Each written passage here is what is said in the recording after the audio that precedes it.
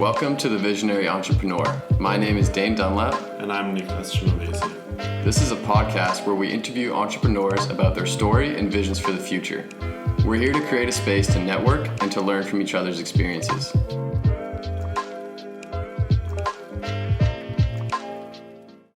Hey guys, welcome back to another episode of The Visionary Entrepreneur. Today we have an incredible guest, James Altucher. For those of you who don't know James, he is a 3 times New York Times bestselling author. His most popular book, Choose Yourself, is known as one of the best business books of all time. Nick and I have both read it. I can say it's definitely changed the way I look at things. It's an incredible book. But not only that, he's also started 20 different businesses. He's been a hedge fund manager. He's started a company that builds websites. He's done tons of stuff. And his story really is so amazing. I mean, he talks about how he made millions of dollars and then, he had to start all over and start from scratch. So really amazing guest. James, thanks so much for being on with us. You guys, thanks for having me on the show. I'm really excited to be here. Awesome. So I've read your book, and your book, Choose Yourself, the most famous one, most recognized one, is big into the daily practice. In this daily practice, you have to come up with 10 ideas every day to solve any problem in your life or in your business and generate wealth. You choose those 10 ideas to solve any creativity issues and create this wealth. How can you explain that very briefly for us? Yeah, so I think what people don't, everybody sort of walks around and says, oh, I'm creative, but I'm waiting for inspiration to hit me like lightning. But, it's pretty rare for lightning to hit somebody. And I think the analogy of creativity being like something magical or lightning-like is the wrong analogy. Creativity and ideas it's a muscle. And so like, let's say you get into a bicycle accident and you're in bed for like 3 weeks recovering from the bicycle accident, you'll need physical therapy to walk again. Like your leg muscles will atrophy so quickly that you'll actually need physical therapy after just a few weeks in order to walk again. And it's the same thing with the idea muscle. Like if you're not constantly generating ideas, the idea muscle will very quickly atrophy. And it doesn't mean you'll walk around in like this blind stupor, but you just won't be as creative as you could be. You'll essentially be like everyone else. And look, when I was at a low point, I had built and sold a business, but then I, invested horribly. Just all the money was gone. I really just blew it, and I was depressed. And I didn't understand. Like I thought I was like a smart person, but I wasn't coming up with any ideas. I wasn't excited about anything. I wasn't passionate about anything. And so I don't know why I did this. I wandered into this restaurant supply store in New York City, and I bought this big box of waiters pads. I bought like 100 waiters pads for $10, so 10 cents a pad. And the next day I took out a waiters pad and I started writing ideas down. And it was like this magical experience almost.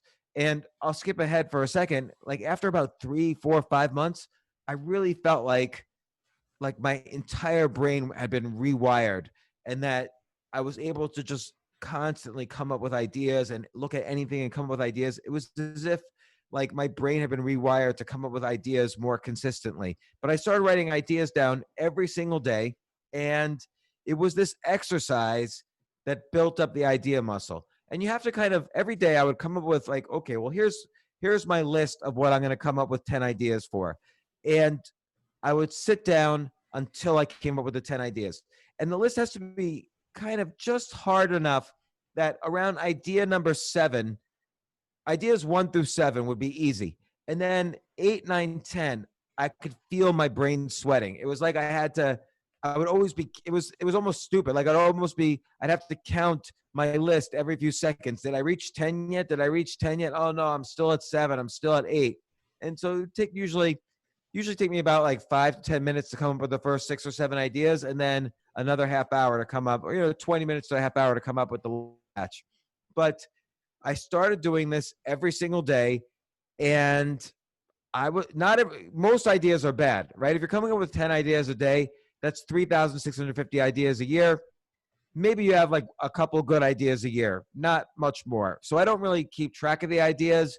It's just the whole idea. The whole point is to make that idea muscle so strong, so unbeatable that it just catapults you ahead of everyone else in terms of creativity, in terms of the strength of your idea muscle, and so on.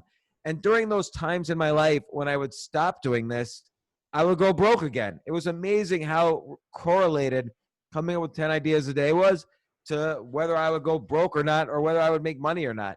And so now I just make sure I never stop doing it. Like and by the way, it's not the most important thing to do. Like if you're physically unhealthy, if you're not taking care of yourself, you're not going to come up with good ideas. If you have toxic relationships in your life, like if you're arguing with your girlfriend or boyfriend or spouse or whatever, you're not going to come up with good ideas. If you get angry too much at things you have no control over, like I see on Twitter all the time, you don't understand, Trump's great or Biden's great. And they're just arguing all day with anonymous like bots. Those people are not going to come up with good ideas. They're not going to be creative. They're wasting too much time. So it's very important to have all these other legs of what I call this daily practice operational as well. But exercising that idea muscle, that's what strengthens it. That's what makes you more creative. That's what every single way I've ever made money has come out of this exercise. And it's just incredibly valuable. And what's so great about it is I could come up with an idea. I could start working on it. And let's say I find out, oh, this wasn't a good idea after all. I'm not disappointed. Okay, this idea didn't work. This business idea didn't work. I'll move on to the next idea. I constantly am giving up on ideas or businesses that I'm starting because I know that I'm abundant in ideas. I'm also pretty willing to share ideas because I don't care if someone steals an idea.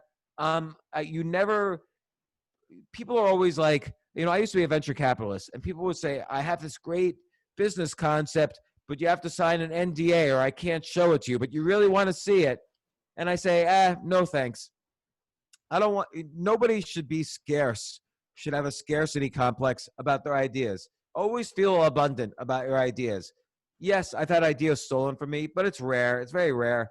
And most of the time, I'm really happy when other people take my ideas and use them and build something, because I don't have the time to build all the ideas that I have. And most ideas are probably not so good anyway. I'm not afraid to come up with bad ideas. The other practical use is sometimes I'll write like, my idea list will be, here's 10 ways Amazon can improve their self-publishing, or here's 10 ways LinkedIn can intersect with the gig economy better. Here's 10 ideas for Google. Here's 10 ideas for Quora. And by sending other people ideas without any expectations in return, I've now been invited, and I visited Google, Facebook, Twitter, LinkedIn, Quora, Facebook, dozens and dozens of companies, because I've been so free about sharing ideas with them. And, Airbnb is another one. I spoke at their big conference. The list goes on and on. So I always share my ideas. I have to say, I couldn't agree more, because I've been trying that myself. And I can tell you that the last few weeks, I've definitely felt completely different. And it's not only, obviously it's been a few weeks, so my ideas are still terrible. But I feel a shift in the way I am as a person. I feel a little bit more fulfilled just going through my daily life, because I feel like I'm constantly thinking in a new creative way. And even I'll speak to my parents on the phone, and they're like, you seem different. And I feel that, you kind of talk about it, you get a magnetism towards you where people want to, connect with you, because you're the guy who's thinking creatively, who's always coming up with ideas. So I think not only in a business sense, but also it's helped me a lot in just my life in general. Yeah, absolutely. Like what happens is you meet people and you're not pushy about it, but like people always say, okay, well, I'm trying to figure out how I could do this. And suddenly you're just bursting with ideas for them. And they're like, wow, I'd really like you to be a partner in this. Or no worries. Like, you do you. and I'm off doing my thing. But it becomes a magnet because people do want to be around the source of ideas. One analogy is think about Google. Think about Google's business model.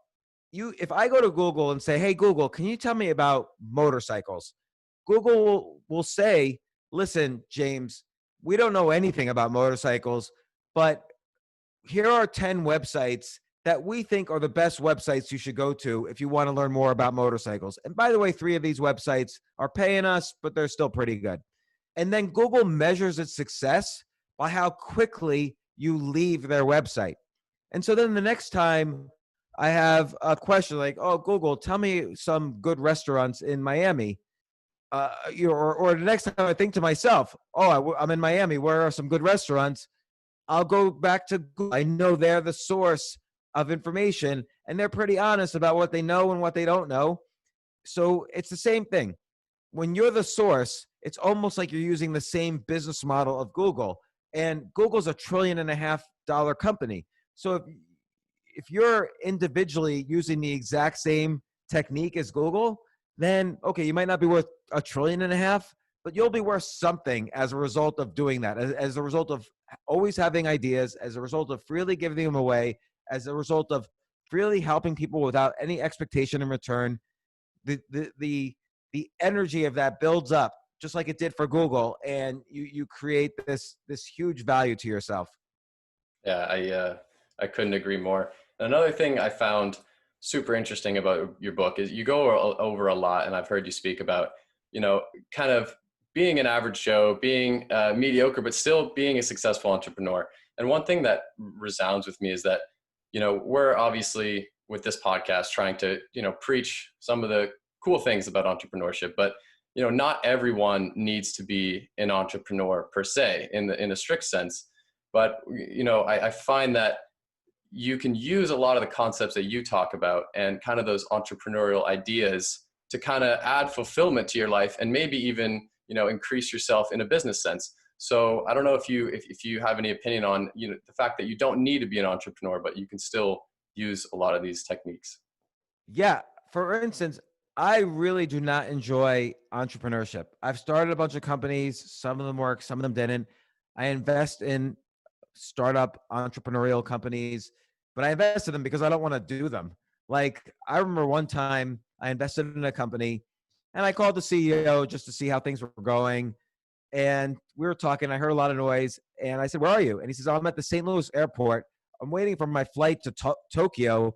Then I'm going to be there for only 24 hours. Then I'm going to LA. Then I'm going to Detroit. And then I'm coming back to New York." And I'm like, "Well, see you later," because I would not want that life. I don't like the life of an entrepreneur. And, of course, there are benefits to being an entrepreneur, but I'll address your question in a couple ways. One is nothing wrong with being an entrepreneur, having this idea-driven mindset at work, good corporate environment. So in my very first corporate job, I worked at HBO, the TV network, and I was constantly coming up with ideas for them. And so I ended up creating my own little, I don't want to call it a business, but my own little area within HBO where I kind of had no boss and I was in charge of a lot of different things because it was all based on ideas I had. So HBO had no website at the time. This was in the 90s. I created their website. They didn't even know what the web was. And then I said to the CEO of HBO, which was a cardinal sin, like my boss, his boss, his boss, his boss, and his boss were all below. I could have gone to any of them, but instead I went straight to the CEO. And I said, "I have this idea. HBO got known for making original TV shows and not just being a movie channel. How about I make an original web show on this brand new medium?" And he said, "Go for it." So I created my own web show. It was almost like the first podcast in the middle of the 90s. And I did it for HBO for 2.5 years. But leveraging off that, like this very creative website, I started getting other entertainment companies coming to me and saying, "Hey, how can we get a website like that?" So I started an entire business on the side creating websites for entertainment companies. It took me 18 months because I'm very risk averse. It took me 18 months before I left HBO to join my own company that had, by that point, a dozen employees. And again, I was fine being what I call an entreployee, like an entrepreneur, or some people call it an intrapreneur. But I was fine being kind of an entrepreneur within the workplace. The other thing is, I enjoy writing. I enjoy podcasting. These are not these aren't the same as starting businesses, but some of my idea lists are about, hey, here are articles I could write. Here are books ideas I could write. Here are podcast formats I could try out. All the time most of my idea lists really are about things other than entrepreneurship. It's very rare that I'll sit down and say, here's 10 ideas for businesses I could do, because I'm not that interested in entrepreneurship. But on a daily basis, I'll just think of weird things like like my idea list yesterday was 10 things that I find hypocritical in society right now, which actually wasn't very hard. It was actually one of my easier lists recently. I got up to about 18 before I realized that I had blown past the 10. Usually that means it's not a good topic for an idea list if it's so easy for me to blow past the 10. But that was yesterday's idea list. Other times, like, I think about software that I'm using, and here's 10 features I would add to this software. And then I might just send those features to the company, or I might say, maybe I'll try this out myself. And so I'll call up some programmers, pitch the ideas, and say, hey, is this a business? Maybe it is, maybe it isn't, or maybe someone will tell me, there's another startup that's doing all these features, so it's no good. All right, no problem. It was just my list for the day. And I've had more businesses than not I get excited about, but then I don't start because I realize, it already exists. And there's nothing wrong with that, but you'll never get to the good idea if you don't try all these bad ideas first. I've had so many bad ideas, but it's exercise. Every single time it's exercise. When you get in shape, you don't say, now I'm in shape, I never have to exercise again. You have to exercise the next day and the next day and the next day. Or if you're on a diet and you lose 20 pounds, you say, okay, well, I got my goal. Now I could go back to eating junk food all day. No, you have to just keep up the habit. So it's the same thing. The idea muscle, exercising that every day, I just have to keep it up. I actually get really nervous. Like, I won't let myself go to sleep if I haven't if I haven't sat down with a waiter's pad, and I still use waiter's pads. This is 18 years later. 18 years later, almost to the day, actually, come to think of it. I still take out my waiter's pad, and I'll write down my 10 ideas for the day. Well, we are super new to this, but I hope you like our 10 ideas that we sent you. Mm-hmm. And our next question was strength. Do you focus on your strength when you're an entrepreneur? Like your one thing you're passionate about, just like at the time you were into websites, or do you suggest to people to go a pathway that you went through and sort of try all different new things all the time and reinvent yourself all the time?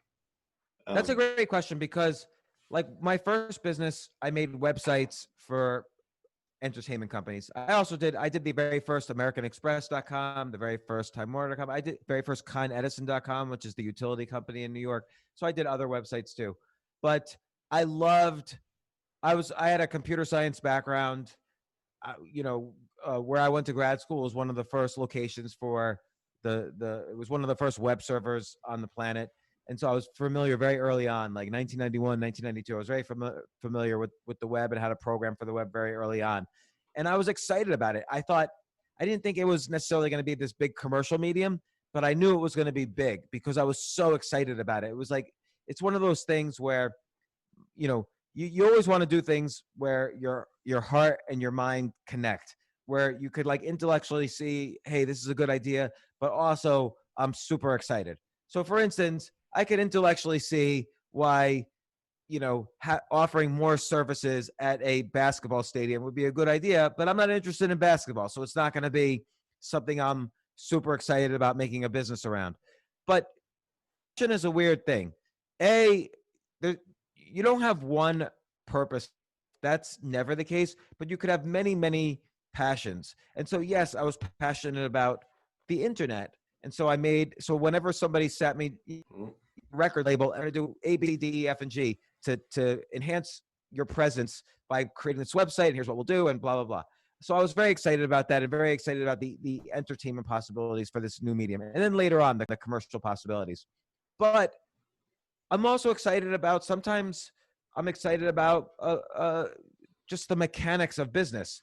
So the other day, for a brief moment, I was excited about, oh, here's an idea about how I can buy a bunch of laundromats super cheap, take out the back end costs, by doing bulk buying of washing machines and, accounting across the whole company, so I can increase profits, and then I can flip the whole thing because I'll both improve the profits and I'll improve the multiple of profits that I'm selling in the company. So I was excited about structurally a business idea, even though I have zero passion at all for laundry. I don't even wash my own clothes. So, but I was excited for a moment. I had passion about sort of this structurally, the business idea. So passion can be sliced in many different ways. It's not like, oh, I'm only passionate about one thing, so I have to do a business around it. And again, the idea muscle could be, oh, I want to write a novel, so I'm going to come up with an idea for a novel and write it. By the way, novels don't really make money unless you're J.K. Rowling or John Grisham. So that would be something that doesn't make any money, but it would be something I would be passionate about. Or I could come up with, like I had one business idea a couple of weeks ago, during this lockdown. So this is an example of what I'm going to call idea sex. So idea sex is you take two ideas and combine them so to make a better idea. So a great example is, if you like the Fugees, which was this hip hop band in the 90s, and if you like the song Stayin' Alive, which was a song by the Bee Gees, it was the most popular disco song in the 1970s. You could combine, what would it be like to make a hip hop version of the song Stayin' Alive? So the Fugees did this. It's called I'm Trying to Stay Alive. And it was a mega hit. It probably was the best selling song of the Fugees, and it outsold the disco song Stayin' Alive. So that's a great example of idea sex. Another example might be, the horseless carriage. Let's combine horses with the internal combustion engine, and we'll make a car. So, that's an example. But the other day I was thinking to myself, during this lockdown, I really enjoy just wearing comfortable clothes. So when I go outside, I got to wear this shirt and pants and button-down shirt, and sometimes when you go on TV, you got to wear a tie. Like, none of those clothes or my shoes are always uncomfortable. But during the lockdown, I kind of stayed in my pajamas the entire time. And I'm thinking to myself, by definition, these are the most comfortable clothes. These are the clothes people go to sleep in. So they're, of course, comfortable. Why can't I wear my pajamas all the time? So I was thinking, maybe I should make a fashion line. And I have no interest in fashion. Maybe I should make a fashion line of pajamas that can be worn outside, but are just as they're still pajamas. They're still made out of the same materials. They kind of still look like pajamas, but maybe they have a more interesting design because you're outside. And then my wife was telling me just randomly, hey, did you know that the reason doorknobs used to always be copper is because they were antiviral and antibacterial? So even if you picked up a virus outdoors, when you touched the copper doorknob and you entered into a house, the virus or bacteria would get disinfected or whatever. And, I Googled it a little. There was some truth to what she was saying. Even back to ancient Egypt, copper was used on many items to, that's why we eat food with silverware. Silver is also antiviral and antibacterial. So you put your silverware on food, it kind of disinfects it while it's on the way to being eaten.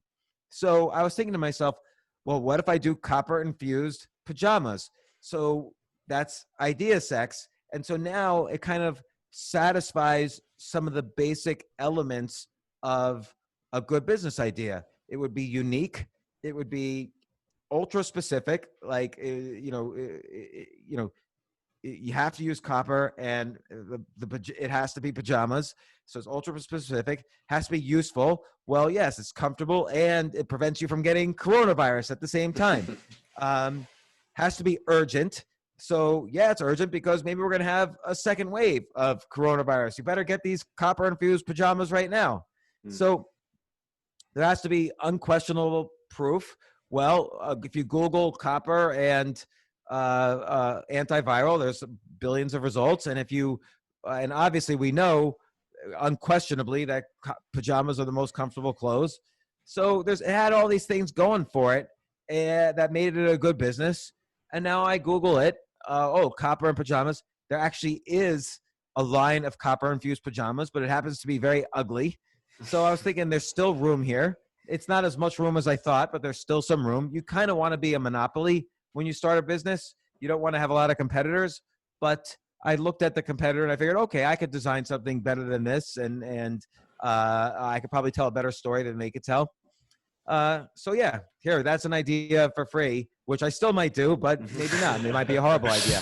I'm not really that interested in doing it. It just seemed like one of those ideas that's a good idea, but I'm not interested in doing it. So that's also a common thing, is that you'll come up with good ideas, but you don't have to do every good idea if you're abundant in ideas. Yeah, that's super interesting. Yeah, I like that idea of idea sex. And I think that the talk about passion is pretty important. I mean, for someone like Nick and I, who our passions was one thing, pretty much tennis our whole lives. And now it's just figuring out what else we're passionate about and how much we should pursue different things or one thing. So I think that's well, let me ask you a question.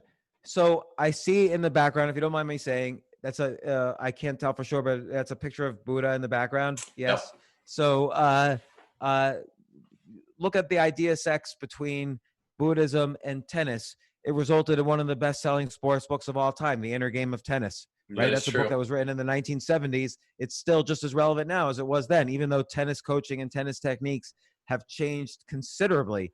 But when you have confidence in this idea muscle, you basically can challenge yourself to any kind of activity. Like, I could study tennis. Elon Musk doesn't know anything about making a rocket, but he was able to buy books, talk to the right people, and now it's the first time since 2011 that the United States has sent a human into space because of Elon Musk's research into rockets.